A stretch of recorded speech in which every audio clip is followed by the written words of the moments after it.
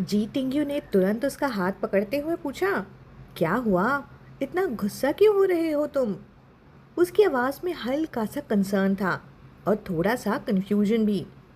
हेजाओ का एक्सप्रेशन बिल्कुल सीरियस हो गया। आंखें सीधी उस पर टिक गई। बोला, उसने तुम पर मार्क छोड़ दिया है। हवा एक सेकंड के लिए हैवी सी हो गई। वाइल्ड बीस का सेंट नॉर्मल फेरामोन से काफ़ी ज़्यादा एग्रेसिव होता है और सिर्फ एक हल्का सा रब भी एक इनविजिबल क्लेम छोड़ देता है, जैसे कोई कह रहा हो, ये मेरा है। और अभी जो हुआ वो एग्जैक्टली वही था। एक रॉ प्रिमिटिव टेरिटोरियल क्लेम और टारगेट था जी टिंग्यू। ये सोचते ही हे जाओ के अंदर कंट्रोल टूट गया। बिना सोचे समझे वो फिर से उस बेचारे स्नो वुल्फ की तरफ बढ़ा, clearly ready to kick him again. अरे रुको! जी टिंग्यू तुरंत उसके पीछे आ गया। दोनों हाथों से उसका फेस पकड़ लिया और लिटरली उसे रोकते हुए बोला, ब्रदर, ब्रदर, प्लीज़ थोड़ा शांत हो जाओ। मैं तुम्हें एल्डर ब्रदर बुला रहा हूँ, अब तो शांत हो जाओ। उसे खुद भी थोड़ा फनी लग रहा था और हंसी भी आ रही थी। आखिर एक पावरफुल अल्फा एक रैंडम वुल्फ से जेलस हो रहा था। वो बोला, अरे कितने साल के हो तुम? छोटे बच्चे हो क्या? दूसरों से जेलस होना समझ आता है, पर अपनी ही स्पीशीज से भी। जी टिंग्यू का बॉडी हल्का सा स्वे कर रहा था। आंखों में चमक थी और आवाज़ में वो सॉफ्टनेस जो वो खुद भी रियलाइज़ नहीं कर रहा था। उसने खुद भी यही रियलाइज़ नहीं किया कि वो हे जाओ को मना रहा था। फिर बोला, ठीक है, मैंने तुम्हें ब्रदर बुला लिया ना, अब गुस्सा छोड़ो। और वैसे भी सिर्फ रब से क्या होता है, वो काउंट नहीं करता। ये लाइन जाके हे जाओ के दिल पर लगी सीधा। लाइक वो जेन्युइनली सोच रहा हो, सिर्फ एक रब काउंट नहीं करता। उसकी आंखों का मूड इंस्टेंटली चेंज हो गया। एक्सप्रेशन थोड़ा सॉफन हुआ, गेज हैवी हो गई, थोड़ी डेंजरस, थोड़ी स्लो। वो जी टिंग्यू को देखने लगा, बिल्कुल ओपनली, बिना कुछ हाइड किए। उसकी नज़र धीरे धीरे स्लाइड हुई कॉलर के नीचे, नेक पे, और फिर उसके ग्लैंड्स पर, जहाँ हल्का सा पिंक फ्लश दिख रहा था। एक सेकंड के लिए वो बस देख रहा था, फिर आंखें हटा ली, कंट्रोल वापस, और मैंगफेंग से बोला, मैंगफेंग, इसे ले जाओ। हाँ, हाँ, ओके। मैंगफेंग ने तुरंत स्नो वुल्फ और उसके कब्ज उठाए और सीधा भाग गया। जी टिंग्यू शॉक्ड। अरे, लीडर कौन है यहाँ? Full betrayal face. वो गुस्से में हे जाओ की तरफ मुड़ा और बोला, तुमने उन्हें क्यों भेज दिया? लेकिन अगले ही सेकेंड हे जाओ ने एक साइड स्टेप लिया और अपनी बॉडी से उसे कंप्लीटली ब्लॉक कर दिया। चेस्ट और स्नो स्लोप के बीच एक प्राइवेट सा स्पेस क्रिएट हो गया। फिर हेजाओ बोला, तुम फिर से शाय हो जाओगे, मैं नहीं चाहता कि और तुम्हें कोई ऐसे देखे। जी टिंग्यू वॉज लाइक, हैं? ये तो डायरेक्ट वार्निंग है, ये तो सीधा टीज अनाउंसमेंट दे रहा है। उसने हे जाओ को तुरंत पुश किया और निकलने की कोशिश की, पर वो एक स्टेप भी नहीं ले पाया। हे जाओ का आर्म किसी स्टील चेन की तरह सीधा उसकी वेस्ट पे लॉक हो गया था और वो बोला, अगर सिर्फ रब काउंट नहीं करता तो क्या करता है? आवाज़ लो, डेंजरस। जी टिंग्यू का फेस एक सेकंड में रेड, लिटरली बॉइलिंग हॉट। बोला, मैं। पर वर्ड्स अटक गए। हाथ हे जाओ के चेस्ट पे, आंखें साइड में। खुद सोचो, किसी ने बेसिक चीज़ें नहीं सिखाई क्या तुम्हें? वो बोला। हे जाओ ने हल्का सा पॉज लिया, फिर बिल्कुल सीधे जवाब देते हुए बोला, नहीं, किसी ने नहीं सिखाया। तुम जानते हो ना, मैं हे सिफैंग का बेटा हूँ, बचपन से निगलेक्ट हुआ हूँ, ऐसी चीज़ें समझने का चांस नहीं मिला। कौन सिखाता मुझे? एक सेकंड के लिए जी टिंग्यू का गुस्सा रुक गया। उसकी आंखों में थोड़ा सा कंफ्यूजन, थोड़ा सा सॉफ्टनेस झलकने लगा। लाइक, क्या ये बंदा सीरियस है? पर फिर तुरंत इरिटेशन वापस आ गया। बोला, अगर किसी ने नहीं सिखाया तो जाके बुक पढ़ लो ना, मुझसे क्यों पूछ रहे हो? उसने हे जाओ का हाथ झटका और बोला, बहुत अनोइंग हो तुम। पर ये दो वर्ड्स, अनोइंग हो तुम, हे जाओ के दिल में सीधा उतर गए। क्योंकि ये वो टोन थी जो जी टिंगयू किसी और के साथ यूज़ नहीं करता था। थोड़ा नखरा, थोड़ा हक, थोड़ा पजेसिवनेस, सिर्फ उसके लिए। और यही चीज़ हेजाओ को वीक बना देती थी, और वो यही चाहता था कि उसकी किटन सिर्फ उसके साथ ऐसा बिहेव करे, और वो अपनी किटन को और पैम्पर भी करना चाहता था और थोड़ा और बुली भी। उसका कंट्रोल और डेंजरस हो गया। आज भी उसने अपना नायलॉन स्ट्रैप पहना हुआ था। उसने वो हाथ उठाया और जी टिंगयू का चिन पकड़ लिया। रफ स्ट्रैप जी टिंगयू के स्किन पे हल्का सा रब हुआ। जी टिंगयू का बॉडी तुरंत रिएक्ट करने लगा। फेस और ज़्यादा गर्म, लिप्स लाइटली मॉइस्ट हो गए। और एक मेमोरी फ्लैश उस रात का, जब वो स्ट्रैप उस पर यूज़ हुआ था। Overwhelming, intense, almost unbearable memory. हे जाओ धीरे से बोला, आवाज़ सॉफ्ट पर कंट्रोल भारी। मुझे बस ये समझना है कि इसका मतलब क्या होता है। जी टिंगयू ने देखा कि वो रफ नायलॉन स्ट्रैप फिर से उसकी नेक की तरफ स्लाइड हो रहा था, और इस बार उसके पास बचने का कोई प्रॉपर तरीका नहीं था। एक सेकेंड के लिए उसका पेशेंस ब्रेक सा हो गया। हीट के इम्पल्स में उसने सीधा हे जाओ का कॉलर पकड़ा और उसे अपनी तरफ ज़ोर से खींच लिया।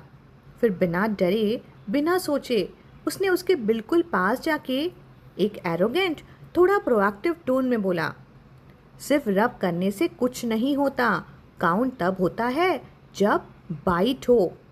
ये सेंटेंस सीधा जाके हे जाओ के कंट्रोल पे लगा। उसकी आंखों का कलर एक सेकंड में डार्क हो गया। जो थोड़ा सा कंट्रोल बचा था वो भी टूट गया। उसकी ब्रोज तुरंत निट हो गईं और बिना वार्निंग के उसने दोनों हाथ से जी टिंगयू की नेक पकड़ ली और झुक के लिटरली उसे बाइट करने के लिए आगे बढ़ा, जैसे वो उसे पूरा का पूरा कंज्यूम कर लेना चाहता हो। लेकिन जस्ट एक सेकंड पहले जब उनके लिप्स टच होने वाले थे, ठाक, एक ठंडी हार्ड चीज़ उसके फोरहेड से टकरा गई। जी टिंगयू अपनी मैकेनिकल स्टिक उठाए खड़ा था, फेस पे एक स्लाई मिस्चीवियस स्माइल के साथ, और बोला, पर मैंने कब बोला बाइट करने को। Scene instantly flip. अब कंट्रोल वापस उसके पास। किसी को इतना टीज करो कि उसका पेशेंस टूट जाए और फिर लास्ट मोमेंट पे उसे रोक दो। क्लासिक जी टिंगयू मूव। हेजाओ ने हल्की सी हंसी निकाली, एक हैवी जा एक्सहेल, जैसे वो अपने आप को कंट्रोल करने की कोशिश कर रहा हो। फिर उसने अपना हेड थोड़ा झुकाया, हैंड्स वेस्ट पे रखे और धीरे से ऊपर देखा। उसकी आइज़ ब्लू आइज़ नैरो हो गई थीं। बिल्कुल वुल्फ जैसी एग्रेशन के साथ बोला, कल रात मैंने क्या बोला था, याद है? जी टिंगयू एक सेकंड के लिए फ्रीज। उसका confident mood suddenly break. Confuse सा वो बोला, कल रात? फिर उसकी आंखें सडनली वाइट हो गई। मेमोरी हिट हुई। लास्ट नाइट हेजाओ ने उसे टीज करते हुए वॉर्न किया था कि अगर फिर से मुझे तुमने प्रोवोक किया तो मैं बाइट करूँगा, चाहे तुम ह्यूमन फॉर्म में भी हो या किटन फॉर्म में। तो क्या तुम्हें याद आया? हेजाओ की आवाज़ लो हो गई थी, ऑलमोस्ट डेंजरस। बोला, तुम्हें लगा कि मैं मजाक कर रहा हूँ? जी टिंगयू का कॉन्फिडेंस पूरा हिल गया।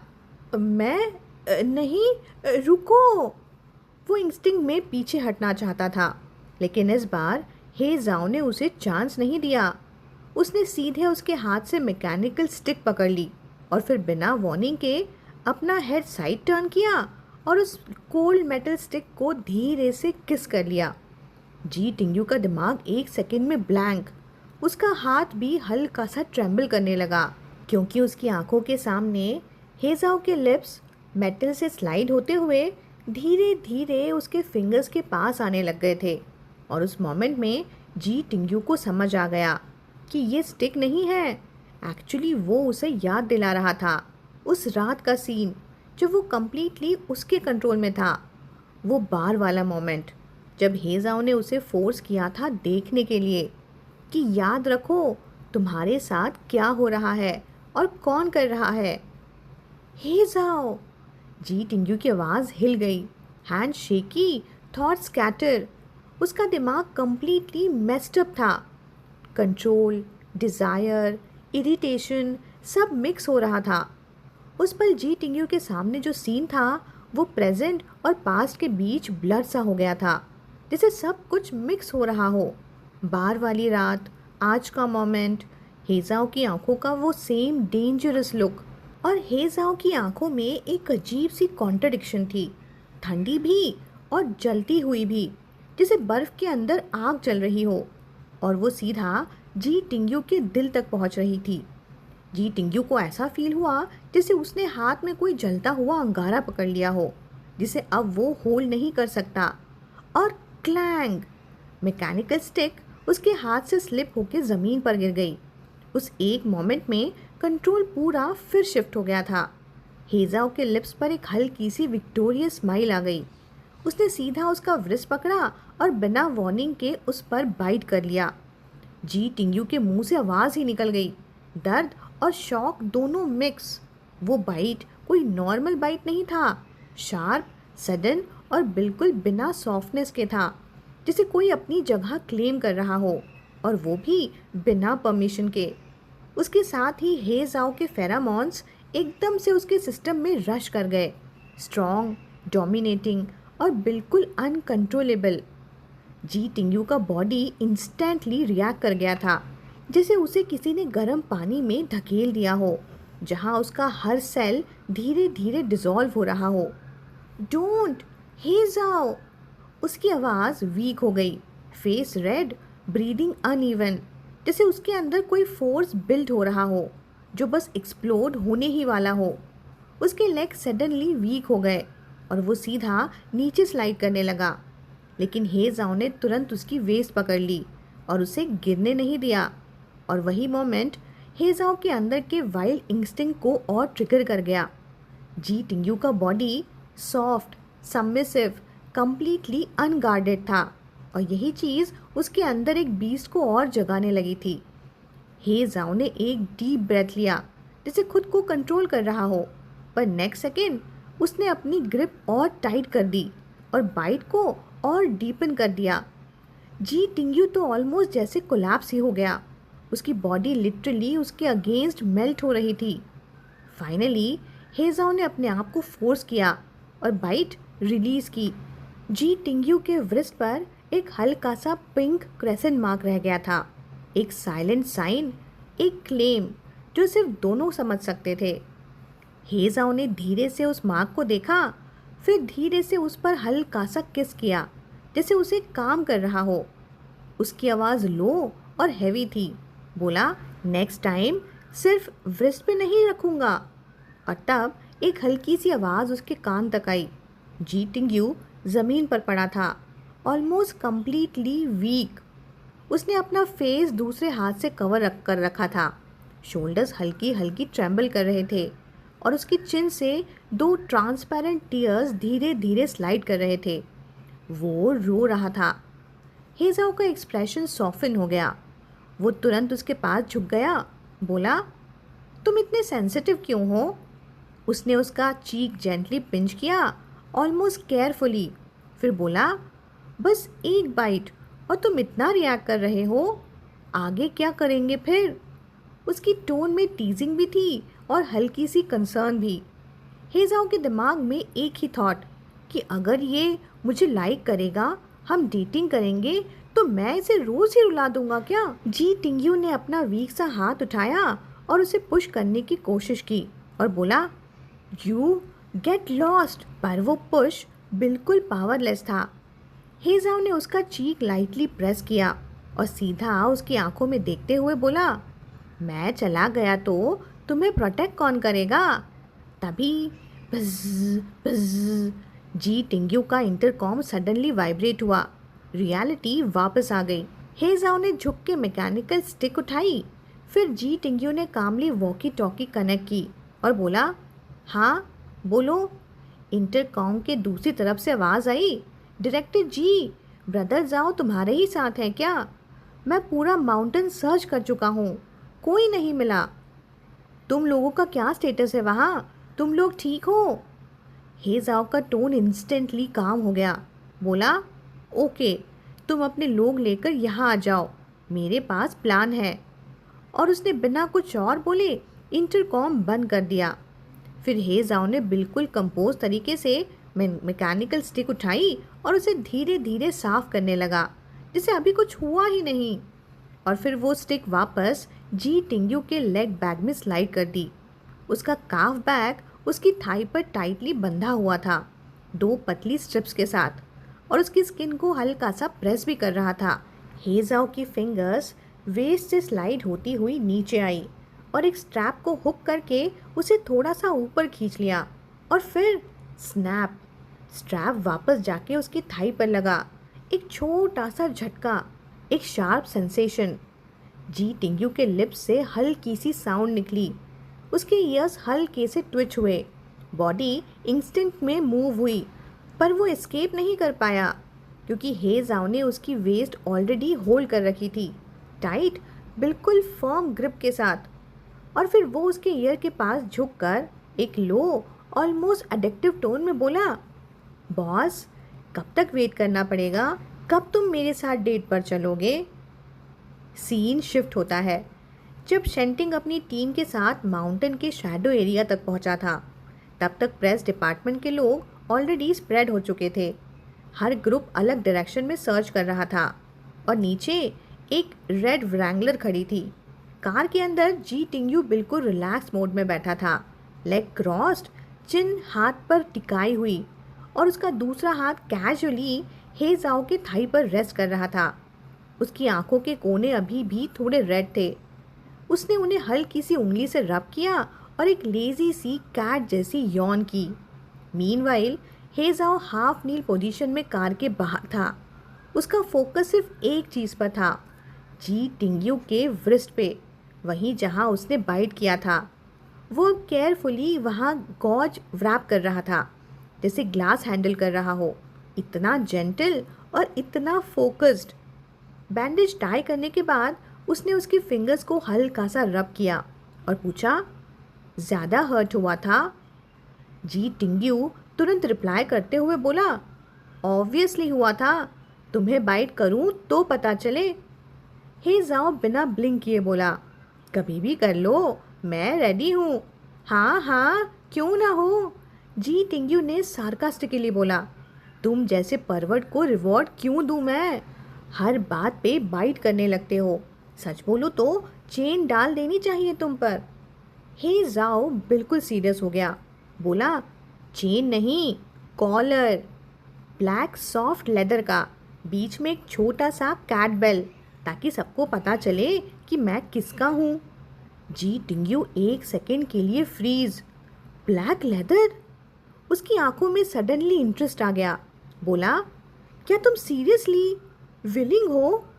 एक वुल्फ किंग किसी के कंट्रोल में आने को रेडी? ये नॉर्मल बात नहीं थी। हेजाओ ने सीधा उसकी आंखों में देखा, टोन थोड़ा इम्पेशेंट हो गया। बोला, हाँ मैं रेडी हूँ, लेकिन अगर कॉलर देना है तो तुम्हें खुद पहनाना होगा। मैं चाहता हूँ कि तुम मुझे चाहो और थोड़ा पजेसिव भी हो जाओ। उसकी आवाज़ ठंडी हवा जैसी, लेकिन अंदर से जलती हुई। जी टिंग्यू के चेस्ट में सडनली हीट स्प्रेड हुई। वो कुछ बोलने ही वाला था कि रंबल, दूर से इंजन की आवाज़ आई। मंकी अपनी बाइक पर फुल स्पीड में उन्हीं की तरफ आ रहा था, पीछे ब्लड स्टेन्ड इक्विपमेंट के साथ। ये जो इक्विपमेंट मंकी लेकर आया था वो एक्चुअली बैटलफील्ड हंटर्स के ही थे। जब जी टिंग्यू रेस्क्यू हुआ था तब उसने स्पेशली ऑर्डर दिया था कि लोग वापस विंडब्रेक एरिया में जाके ये सब चीज़ें कलेक्ट करें। मंकी ने अपने बैग से एक बैकपैक निकाला जिसमें सबसे ज़्यादा ब्लड की स्मेल थी, और वो सीधा हेजाओ को दे दिया और बोला, मिस्टर हे, क्या ये ट्रिक सच में काम करेगी? हेजाओ ने बिना ज़्यादा एक्सप्लेन किए सिर्फ एक वर्ड बोला, हाँ, और बस उसका वो एक वर्ड ही इनफ था। उसकी टोन में इतनी अथॉरिटी थी कि कोई डाउट कर ही नहीं सकता था। हेजाओ ने सारे बैकपैक एक एक करके स्नो वुल्फ के सामने रखे और उसे स्मेल करने दिया, और फिर उसने पूछा, क्या तुम्हारा पैक ने इन लोगों को देखा है? हाई लेवल एओस का एक एडवांटेज होता है कि वो सेम स्पीशीज़ के एनिमल से कम्युनिकेट कर सकते हैं अपने ही तरीके से। स्नो वुल्फ ने थोड़ी देर सोचा, फुल सीरियस फेस बना के। और फिर उसने बैग से 2 बैकपैक्स अलग कर दिए। इसका मतलब? जी टिंग्यू ने पूछा। ये हमें उन दोनों के ओनर्स तक ले जा सकता है, हे जाओ ने जवाब दिया। वाओ! जी टिंग्यू का एक्सप्रेशन इंस्टेंटली चेंज, एडमायरेशन और थोड़ा सा मजाक, लाइक सच में काम कर गया। वो स्नो वुल्फ के पास गया, उसका फेस पिंच करने की कोशिश की, पर एक हाथ से तो वो पकड़ा ही नहीं गया। फिर वो वुल्फ से बोला, बताओ ज़रा, तुम लीडर कैसे बने? तुम्हारी पैक में और वुल्फ्स नहीं है क्या? साइड में शेंटिंग भी देख रहा था ये सब। फिर उसने ग्राउंड पे पड़े 4 छोटे ब्लैक कप्स को देखा और साय करके बोला, लीडर भी कुछ चीज़ों से बच नहीं पाता। वुफ! स्नो वुल्फ का पेशेंस खत्म। लाइक, तुम दोनों क्या देख रहे हो? उसे क्लियरली कुछ समझ नहीं आ रहा था, पर उन दोनों के एक्सप्रेशंस में जो सिंपैथी और जजमेंट मिक्स था वो उसे फील हो रहा था। और फिर उसने डिसाइड किया कि रिस्पेक्ट वापस लेना पड़ेगा। वो सीधा जी टिंग्यू के व्रिस्ट की तरफ झुका, रेडी टू लिक, मतलब मार्क अगेन। बैंग! एक सॉलिड थप्पड़ उसके मुंह पर लगा। स्नो वुल्फ फ्रीज, टंग बाहर, ब्रेन ब्लैंक। गुड थिंग कि बाकी वुल्फ्स ने ये नहीं देखा। हीजाओ की आवाज़ बिल्कुल कोल्ड हो गई। बोला, अगर दोबारा मार्क किया तो तुम्हारी पूरी दाढ़ी ही निकाल दूंगा। आवो! वुल्फ सीधा ज़मीन पर ही लेट गया। लाइक, जालिम इंसान, मैं जेलस नहीं हूँ, बिल्कुल नहीं। सिचुएशन थोड़ी कंट्रोल करने के बाद हे जाओ ने मंकी को बोला, एक बुलेट प्रूफ वेस्ट लाओ। और फिर खुद उसने उस स्नो वुल्फ को वेस्ट पहनाया। उसके थिक फर को लाइटली पैट करते हुए वो बोला, टारगेट मिलते ही सीधा अटैक मत करना, पहले वापस आके मुझे इन्फॉर्म करना।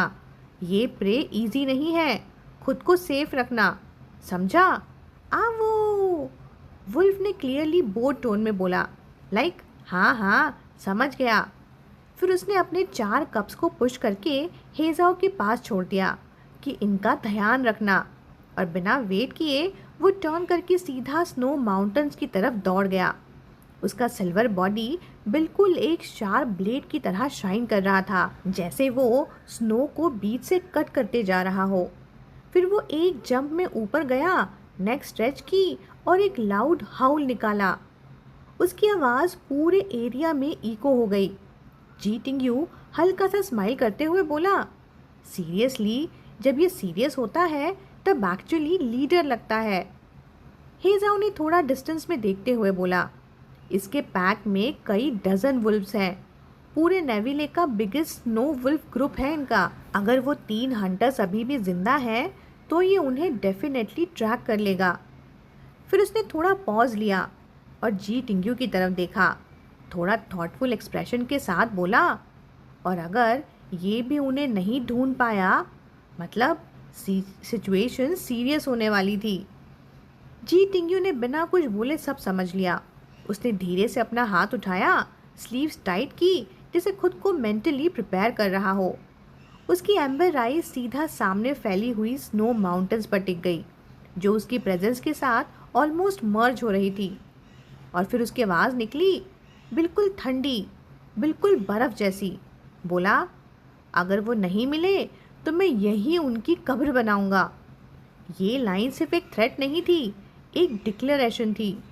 और उसके बाद वो सीधा टर्न हुआ, बिना एक सेकेंड वेस्ट किए वो मेन फोर्स की तरफ चला गया। मैकेनिकल स्टिक निकाली और सीधा मैंग फैंग की तरफ थ्रो की। बोला, प्रिपेयर हो जाओ सब। अगले सेकेंड उसने अपनी लॉन्ग लेग स्विंग की और एक स्मूथ मोशन में बाइक पर चढ़ गया। उसके क्लोथ्स का हेम एक हवा में परफेक्ट आर्क बना के गिरा। साइड कार से उसने 2 गन्स उठाई और दोनों को अपने लेग होस्टर्स में फिट कर दिया। हवा अब तेज़ हो रही थी। साउथ विंड चिल के साथ काट रही थी। दूर कहीं वुल्व्स हाउल कर रहे थे। और इस सब के बीच प्रेस टीम ऑलरेडी असेंबल हो चुकी थी। इंजन एक के बाद एक रॉर करने लगे। वैली में इको होने लगा वो साउंड। जी टिंग्यू ने हेलमेट पहना, हैंडल टाइट पकड़ा और सामने फैली हुई माउंटेन्स को देखा। उसकी आंखों में एक शार्प ईगल जैसा फोकस आ गया। फिर उसने हाथ उठाया और फॉरवर्ड सिग्नल दिया सबको कि सब उस वुल्फ को फॉलो करो। आज मुझे रिजल्ट चाहिए। उसकी ब्लैक हैवी बाइक एक जायंट बीस्ट की तरह रोर करते हुए आगे निकली और उसके पीछे डजन्स ऑफ मोटरसाइकिल्स एक पावरफुल स्टील वेव बनकर उसके पीछे सब रश करने लगीं। कुछ सेकंड्स के लिए सब कुछ स्लो लगने लगा।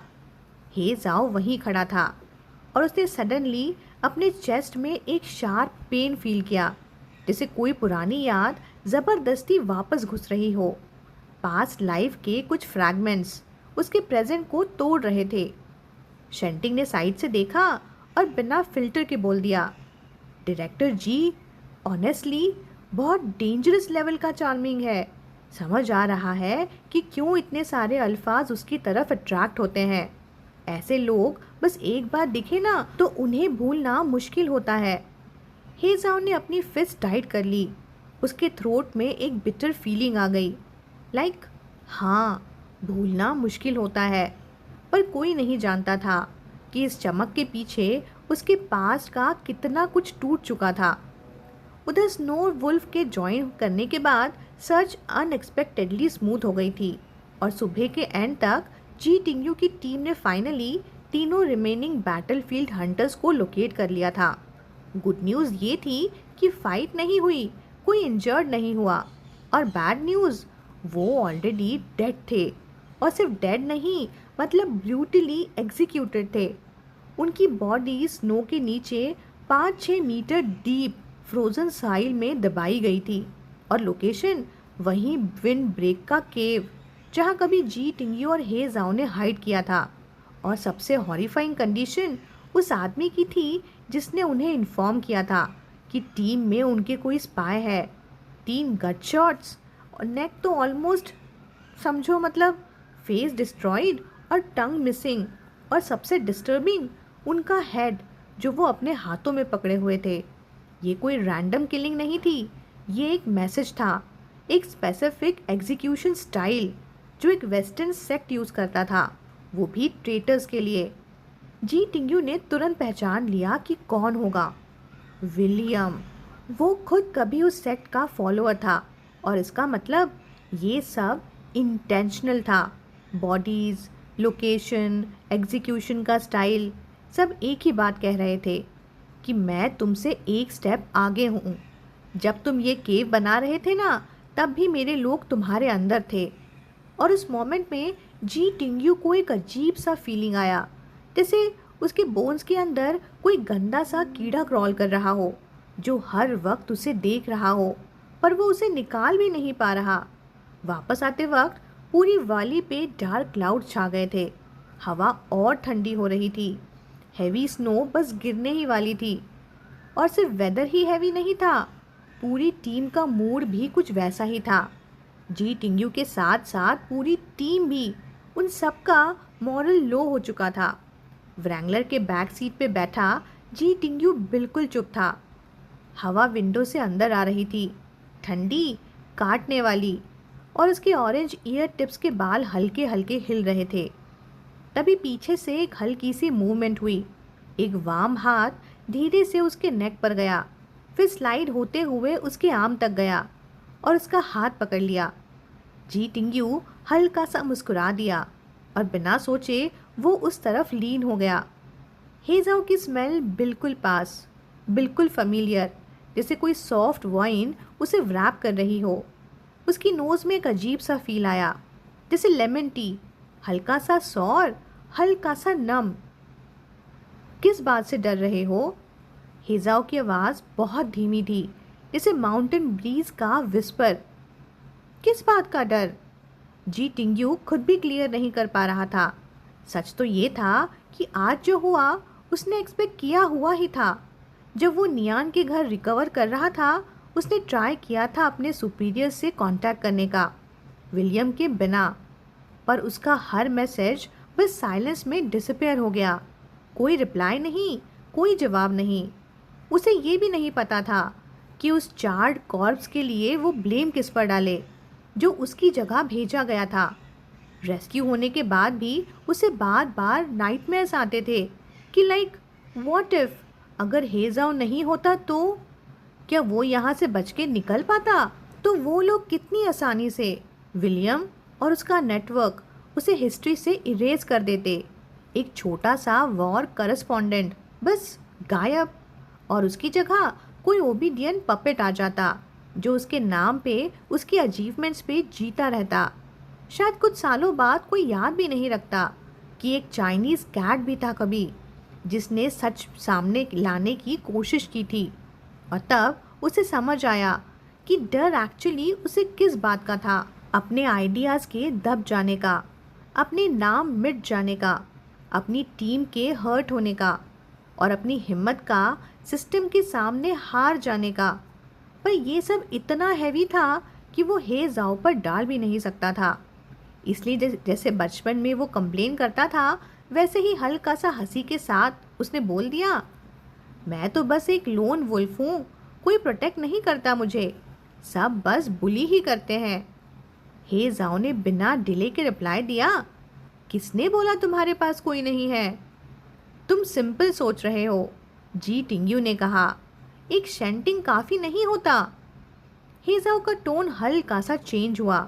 बोला, और अगर सिर्फ शेंटिंग नहीं हो तो? मतलब सिर्फ वो ही नहीं है तुम्हारे पास? और यहीं उसकी आवाज़ रुक गई। जी टिंग्यू सडनली फ्रीज हो गया। उसे याद आया वो दिन बिग बियर्ड के घर के बाहर, जब हे जाओ ने ऑलमोस्ट उसे कन्फेस किया था। जी टिंग्यू ने ऊपर देखा और पूछा, तुमने बोला था ना तुम्हारा नाम डेमन है, तुम्हारा सरनेम क्या है? हे जाओ ने जवाब नहीं दिया, बस थोड़ा सा टर्न हुआ और अपना दूसरा आर्म भी उसके अराउंड व्रैप कर लिया। डायरेक्टली उसको होल्ड करके उसे अपनी आर्म्स में लॉक कर लिया। ये बिल्कुल कपल वाला हक था। जी टिंग्यू को थोड़ा लेट समझ आया, और तब तक वो ऑलरेडी उसके अंदर लीन कर चुका था। उसका स्लिम वेस्ट हल्का सा आर्च हुआ और वो और क्लोज आ गया। उसकी बैक सीधा अब हे जाओ के चेस्ट से लग गई, और बस एक सेकंड के लिए उसे याद आई वो सेम जगह जहाँ हे जाओ ने उसे टच किया था, किस किया था।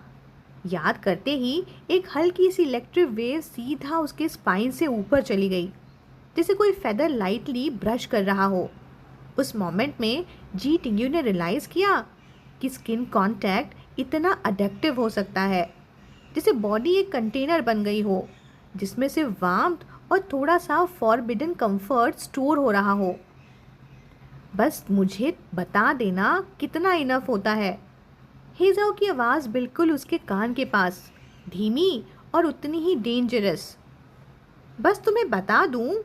जी टिंग्यू ने हल्की सी डाउट के साथ पूछा। हाँ।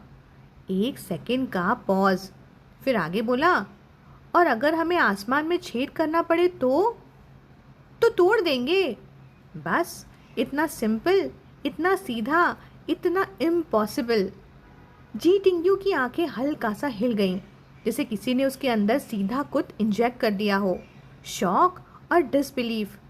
और फिर उसने धीरे से मुड़कर हेजाओ को देखा। उसकी आइस ब्लू आंखों में कोई इमोशन क्लियरली विजिबल नहीं था, पर फिर भी एक अजीब सा कॉन्फिडेंस था, एक खतरनाक सा अश्योरेंस, जैसे जो भी उसके सामने आएगा वो उसे ख़त्म कर देगा। उस मोमेंट में जी टिंग्यू के अंदर जो डर था, जो प्रेशर था, जो अंधेरा चिपका हुआ था, सब धीरे धीरे डिज़ोल्व होने लगा, जैसे किसी ने उसके कंधे पर हाथ रख के कहा हो, तुम अकेले नहीं हो। और सडनली उसे किसी चीज़ का डर नहीं रहा। तब तक व्रैंगलर माउंटेन से बाहर आ चुकी थी और सामने का व्यू सडनली ओपन हो गया था। चेडार ट्रीज़ के बीच से लाइट आ रही थी, ब्रोकन, गोल्डन, मूविंग। जी टिंग्यू ने हाथ विंडो से बाहर निकाला, हवा को कट करता हुआ, लाइट को पकड़ने की कोशिश करता हुआ। और जब एक बीम उसकी फिंगर्स से आकर रुक गई तो उसने तुरंत मुड़कर हेजाओ को देखा। उसके फेस पर जो एक्सप्रेशन था वो किसी को भी 1000 टाइम्स हार्ट स्किप करवा सकता था। फिर वो बोला, तो मेरा भी कोई है जो मुझे बैक करे? हेजाओ ने बिना ब्लिंक किए जवाब दिया, हाँ, अगर तुम सच में आसमान तोड़ दोगे तो मैं उसे संभाल लूँगा। ये लाइन सिर्फ प्रॉमिस नहीं थी, ये डिक्लेरेशन थी। इसके बाद सीन शिफ्ट होता है सेलिब्रेशन नाइट पर। उसी दिन दोपहर सारे बैटलफील्ड हंटर्स, जिंदा या डेड, सब कस्टडी में आ चुके थे। शेंटिंग को तुरंत वापस हेडक्वार्टर्स जाना पड़ा। टाइम नहीं था, रुकने का ऑप्शन नहीं था। जी टिंग्यू चाहता था कि उसे सेलिब्रेशन पे रोक ले, पर मिलिट्री कभी वेट नहीं करती। वूवू को भी वो साथ नहीं ले जा पाया, तो टेम्पररी हेजाओ के पास छोड़ दिया कि हाफ मंथ में इसे ले जाऊंगा। हेजाओ ने खुद उसे सी ऑफ किया। दोनों ने काफ़ी सीरियस बातें की, अलायंस, मिलिट्री, प्रेस डिपार्टमेंट, और एंड में हेजाओ ने उसे एक लेटर लिखा और शेंटिंग को दिया और कहा कि इसे जनरल हावर्ड तक पहुंचाना। शेंटिंग को भी समझ आ गया कि ये ट्रिप नॉर्मल नहीं था। सेलिब्रेशन वाली रात सेलिब्रेशन बैंक्वेट नाम का था, पर असल में थी एक छोटी सी डांस पार्टी। फ्रोजन लेक के पास बोन फायर जल रहा था। ट्रीज पे कलरफुल बैनर्स लटक रहे थे। सेंटर में पूरा लैंप रोस्ट हो रहा था और लिकर के बैरल लिटरली उबल रहे थे। दुख के बीच थोड़ी सी खुशी निकाल लेना। रात धीरे धीरे सेटल हो गई। मून पतला सा स्काई में घुल गया और माउंटेन्स ने स्टार को हाइड करके रखा, और सब लोग हाथ पकड़ के सर्कल बनाकर डांस कर रहे थे। अपनी अपनी लैंग्वेज में गाना गा रहे थे, चिल, लाउड, जिंदा। रूल सिंपल था, जो गाने में हारेगा वो जी टिंग्यू और हे जाओ को ड्रिंक पिलाएगा। 2 वर्सेस 50। ऑब्वियसली उनका बचना इम्पॉसिबल था। जी टिंग्यू अब थोड़ा सा ड्रंक हो चुका था। उसकी विजन ब्लर होने लगी थी। सराउंडिंग्स थोड़ा डिस्टॉर्ट होने लगे थे। ग्लास हाथ में पकड़े हुए वो बस एमलेसली ऊपर देख रहा था, और उस ब्लर के बीच उसे एक फैमिलियर सिल्यूएट दिखा। बोनफायर के पीछे आग की लाइट में हे जाओ। जी टिंग्यू ने हल्की सी अपनी आईलिड्स उठाकर उसे देखा। बस 1 सेकंड का ग्लांस था, पर उस एक नज़र में जैसे सब कुछ बदल गया। जैसे अचानक एक इनविजिबल फोर्स सीधा उसके दिमाग के अंदर घुस गया। उसे फील हुआ जैसे हेजाओ की आंखों और उसके दिल के बीच एक पतली सी फ्यूज लाइन बन गई हो, और फिर हेजाओ ने उसे इग्नाइट कर दिया। बूम! जी टिंग्यू को लगा वो खुद एक जलती हुई आग बन गया है। उसका गला अचानक बंद होने लगा, सांस हैवी, चेस्ट टाइट होने लगी। उसे कुछ बोलना था, नहीं, सिर्फ बोलना नहीं, चिल्लाना था, इतने ज़ोर से कि शोर, म्यूज़िक, लाफ्टर के बीच सिर्फ एक ही आवाज़ सुनाई दे, उसके दिल की। और वो भी सिर्फ हे जाओ के लिए यही फील करना चाहता था कि सिर्फ मुझे देखो, सिर्फ मुझे सुनो। जैसे पहली बार मिलते वक्त हे जाओ ने कहा था कि मैं तुम्हें ही देखूंगा। अब जी टिंग्यू चाहता था कि वो आइज़ ब्लू आइज़ हमेशा उसी पर टिकी रहें। अल्कोहल इंसान का कंट्रोल तोड़ देता है, और उस मोमेंट में जी टिंग्यू बिल्कुल कंट्रोल में नहीं था। उसे खुद नहीं पता चला कि कब उसने फ़ोन निकाला, कब नंबर डायल किया। बस इतना याद था कि कॉल कनेक्ट हुआ और सामने वाला भी फ़ोन उठा रहा था। फिर हे जाओ की आवाज़ उसके कान में गूंजी, हेलो, लव, सॉफ्ट, रोमांटिक और इतनी जेंटल जैसे बर्फ़ भरी रात में एक अकेली जलती हुई कैंडल। फिर वही आवाज़, थोड़ी हैवी, थोड़ी रॉ, जैसे स्ट्रॉम में मरने वाला वुल्फ जो लास्ट बार किसी को देख रहा हो। हे जाओ ने सीधा उसकी आंखों में देखते हुए पूछा, क्या तुम मुझे पजेस करना चाहते हो? जी टिंग्यू की लाइफ में जितनी भी बार कंट्रोल लूज़ हुआ था, सब हे जाओ की वजह से। वो आइज़ ब्लू आइज़ कोई नॉर्मल चीज़ नहीं थी, वो एक वेपन थी, एक ट्रैप थी, एक समंदर था जिसमें वो धीरे धीरे डूब रहा था। और जब वो आवाज़ फिर से कान में गूंजी, जी टिंग्यू बस टूट गया, जैसे कोई इंसान किसी डेंजरस मर्मेड के पीछे पीछे अपनी तबाही की तरफ खुद चल पड़े। उसने वाइन ग्लास सीधा फेंक दिया और बिना सोचे सीधा हे जाओ की तरफ भाग गया। पूरी टीम फ्रीज हो गई। ड्रंक लोग भी सोबर हो गए। लाइक, ये क्या हो रहा है? किसी ने सोचा शायद फाइट होने वाली है या जी टिंग्यू उसे खींच के डांस करेगा, पर नेक्स्ट सेकंड जो हुआ उसने सबको साइलेंट कर दिया। हे जाओ कामली खड़ा हुआ, बिना पैनिक के, जैसे वो ऑलरेडी जानता हो कि क्या होने वाला है। उसने अपने आर्म्स खोल दिए और जी टिंग्यू को कैच कर लिया और फिर बिना एफर्ट के उसे सीधा उठा लिया एक हाथ में। बस क्राउड डेड साइलेंट। और फिर जी टिंग्यू पूरा ड्रंक, थोड़ा सा प्राउड, थोड़ा सा पॉजिटिव, उसके कंधे पे लीन होके बोला, मुझे सिड्यूस मत करो, मैं खुद आया हूँ। बूम, पूरा एटमॉस्फेयर फट गया। ओ विसिल्स, शाउटिंग, चाहोस। बोन फायर भी उस मोमेंट में ज़्यादा ब्राइट लगने लगा, जैसे वो भी टीज कर रहा हो। हेजाओ ने उसे फर्मली होल्ड किया, एक सेकेंड के लिए भी स्लिप नहीं होने दिया, और उसके फेस पे एक रेयर स्माइल आई, वो वाला स्माइल जो नॉर्मली कभी नहीं दिखता, जैसे उसने पूरी दुनिया जीत ली हो। फिर उसने कैजुअली अनाउंस करते हुए बोला, ज़ियायू ड्रंक है, मैं इसे ऊपर ले जा रहा हूँ। ज़ियायू? न डायरेक्टर जी न लीडर, ज़ियायू। पब्लिक में पहली बार इतना इंटीमेट नाम, और उस एक वर्ड में सब कुछ क्लियर था। Claim, possession, belonging, unspoken but loud कि ये मेरा है। नीचे से जो टीजिंग, शाउटिंग और विसल का स्टॉर्म उठा था, वो लिटरली उन दोनों को सीधा ऊपर धकेल रहा था। हेजाओ अपनी दोनों जिंदगियों में कभी इतना रेस्टलेस नहीं हुआ था। वो जी टिंग्यू को बाहों में उठाए स्टेयर सीधा चढ़ गया, एक एक स्टेप नहीं, 3-4 स्टेप्स एक साथ, जैसे उसके पैरों के नीचे ज़मीन ही नहीं हो। 3rd floor, door, bang.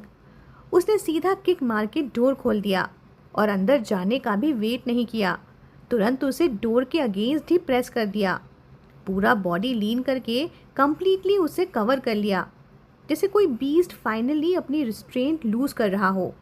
जी टिंग्यू ऑलरेडी ड्रंक, आंखों के सामने हल्का फॉग।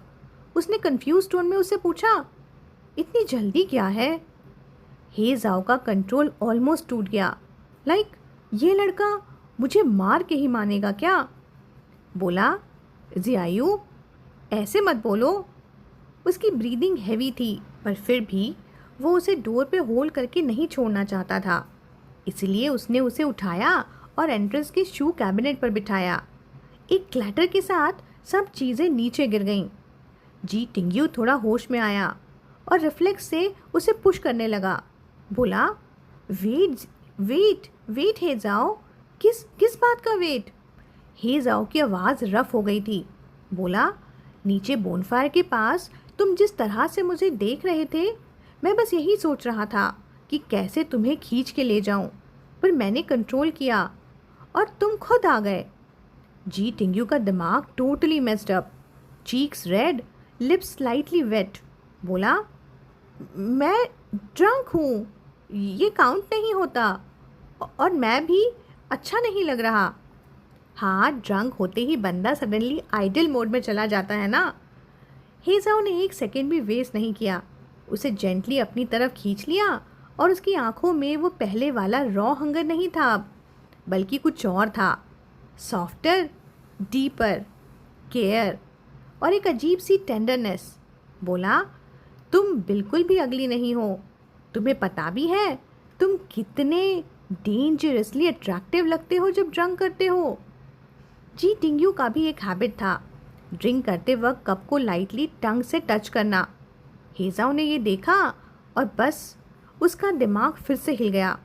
बोला, सच बोलूं, मुझे पहली बार किसी कप से जेलसी हो रही थी। क्यों? क्योंकि वो तुम्हें टच कर सकता था और मैं बस देख रहा था। तुम? जी टिंग्यू का फेस और रेड हो गया। उसने उसकी कॉलर पकड़ी और घूर के देखा, फिर बोला, तुम इतने एक्सपीरियंस्ड कैसे हो? कितने लोगों के साथ रह चुके हो? मुझे तो बिल्कुल इडियट जैसा फील हो रहा है। हेजाओ का आंसर एकदम सिंपल। बोला, नन। जी टिंग्यू फ्रीज। क्या? हेजाओ बोला, मैंने कभी किसी के साथ रिलेशनशिप नहीं किया, एक बार भी नहीं, न पास्ट में न अब। रूम सडनली क्वाइट हो गया। जी टिंग्यू का फेस लिटरली एक्सप्लोड हो गया रेड में। बोला, मैं माइंड नहीं करता, पर तुम, how is that even possible? उसके दिमाग में सिर्फ एक ही थॉट था कि इतना कंपोज्ड, इतना कॉन्फिडेंट, इतना डेंजरस आदमी, और कभी किसी के साथ नहीं। क्योंकि आई ओनली वॉन्ट यू। हेजाओ ने उसके हेड के पीछे हाथ रखकर उसे अपनी तरफ खींच लिया।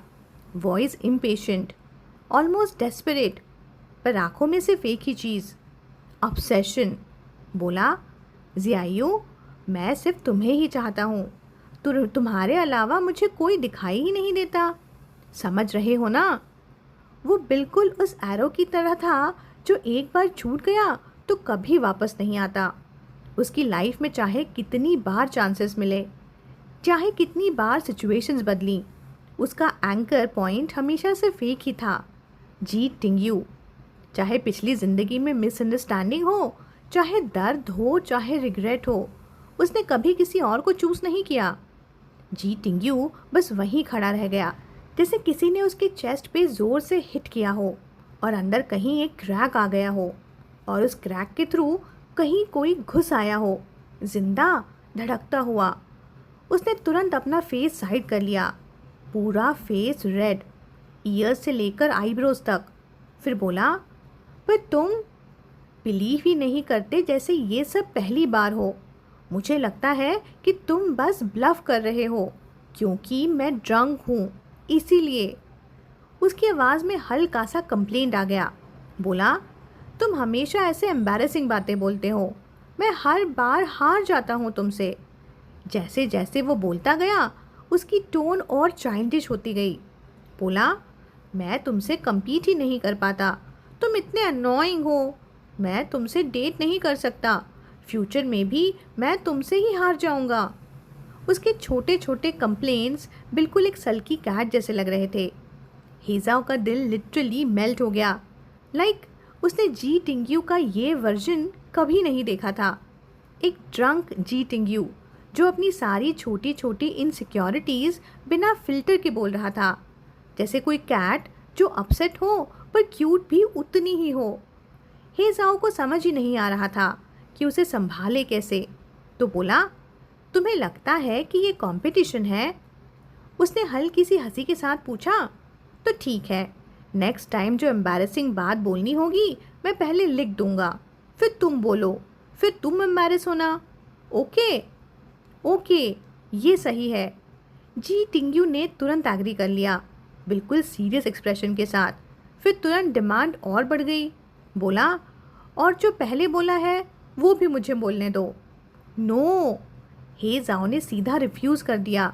बोला, जो मैंने तुमसे कहा है, जो मैंने किया है, मैं कभी वापस नहीं लूँगा। उसका टोन सडनली सीरियस सा हो गया था, डीप और स्टेडी।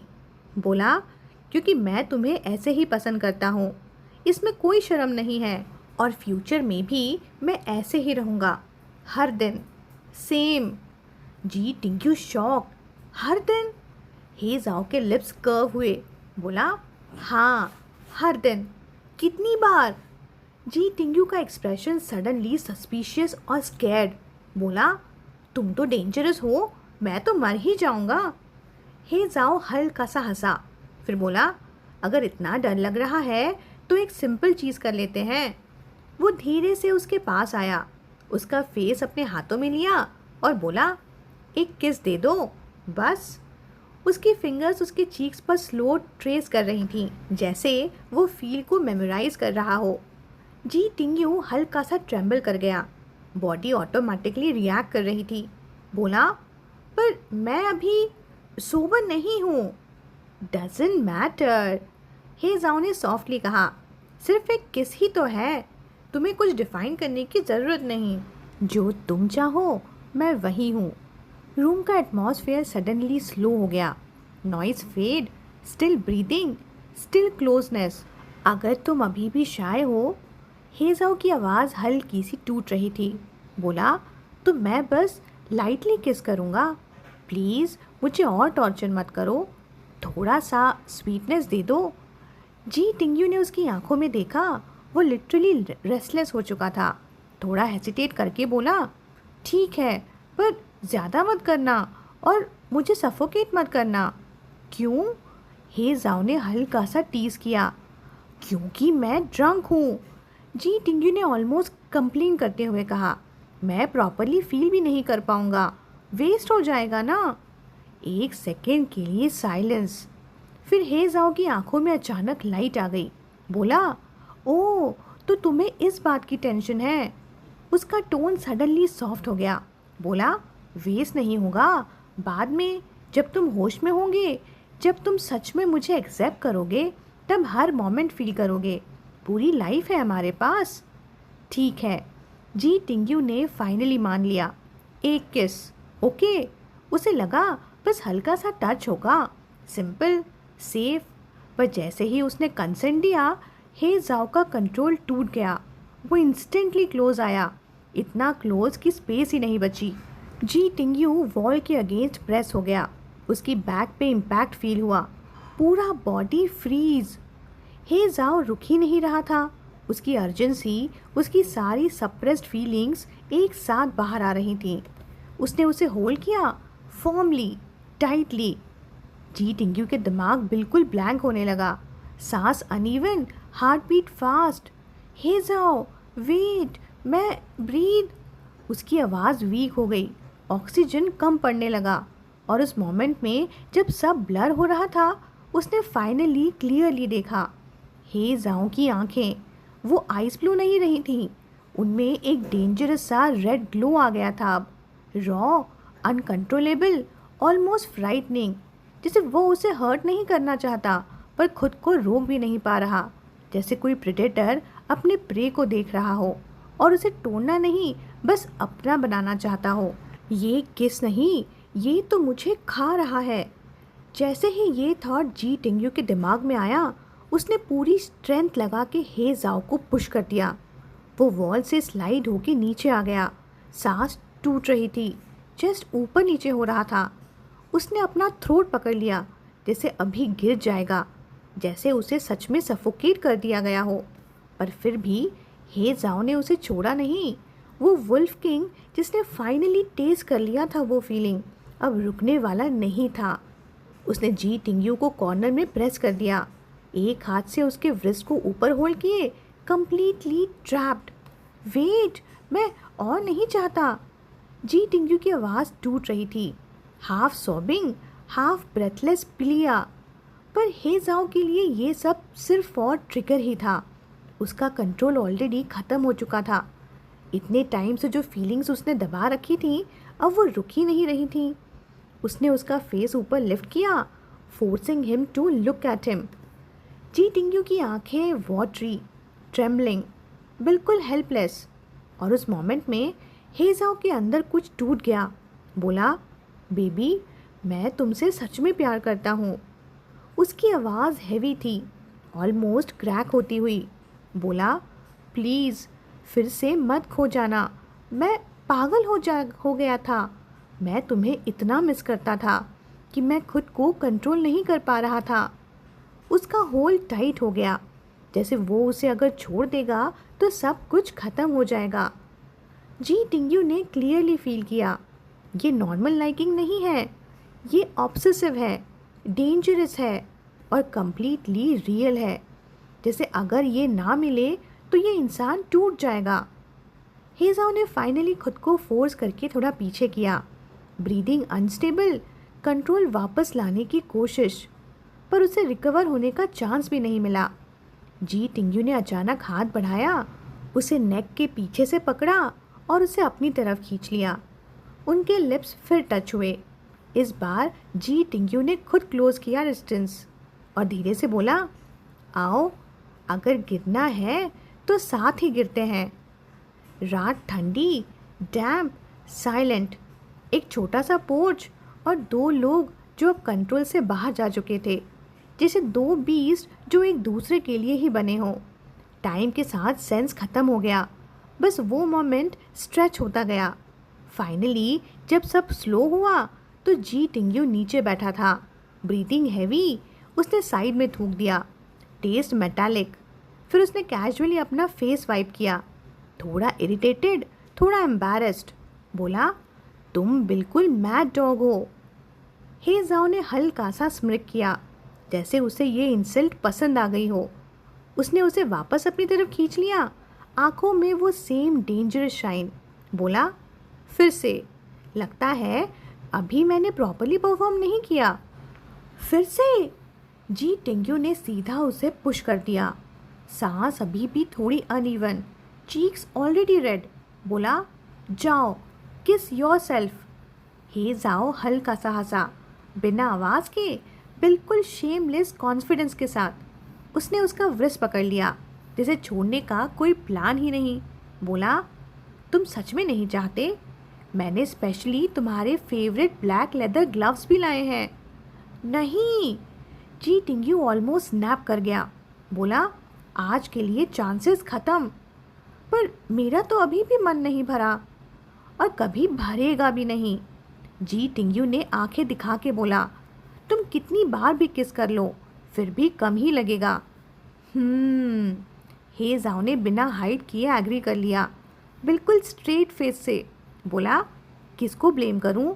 तुमने इतना टॉर्चर किया मुझे और रिवार्ड में सिर्फ एक किस दिया। तुम? जी टिंग्यू के कान तुरंत लाल हो गए। वैसे तुम थोड़ा ज़्यादा ही फियर्स थे, ऐसे लग रहा था कि तुम मुझे खा जाओगे। एक सेकंड के लिए साइलेंस। हे जाओ का एक्सप्रेशन सॉफन हो गया, थोड़ा सीरियस। उसने पूछा, तो क्या तुम अनकंफर्टेबल हुए? बिल्कुल नहीं। जी टिंग्यू ने तुरंत डिफेंड किया, शायद थोड़ा जल्दी ही बोल दिया। इतना बुरा लगा क्या मुझे किस करना? नहीं, वो बात नहीं है। जी टिंग्यू थोड़ा ऑकवर्ड हो गया, आंखों से बच के साइड देखते हुए। फिर उसने पूछा, और तुम्हें कैसा लगा? कंफर्टेबल? और ये बोलते ही उसे खुद रियलाइजेशन हुआ कि मैंने ये क्या पूछ लिया। हेजाओ ने हल्की सी स्माइल के साथ पूछा, क्या तुम्हें सच सुनना है? जी टिंग्यू ने धीरे से नॉड किया। हेजाओ बोला, बहुत अच्छा लगा, इतना कि पूरा स्कैल्प नम हो गया। तुम्हारा माउथ सॉफ्ट है, वार्म है, और हर एंगल से परफेक्ट फील होता है। और जब तुम थोड़ा रिस्पॉन्ड करते हो तो लगता है दुनिया की सारी अच्छी चीज़ें फेल हैं उसके सामने। अगर तुम सफोकेट ना हो जाओ तो मैं सुबह तक तुम्हें किस करता रहता, बस। जी टिंग्यू का फेस लिटरली टोमेटो। इतनी डिटेल्स देने की क्या ज़रूरत थी? और मैंने कुछ नहीं किया, तुमने खुद ही तो। तुमने बोला था सच चाहिए। हे जाओ बिल्कुल काम। बोला, अब तुम बताओ, तुम्हें कैसे लगा?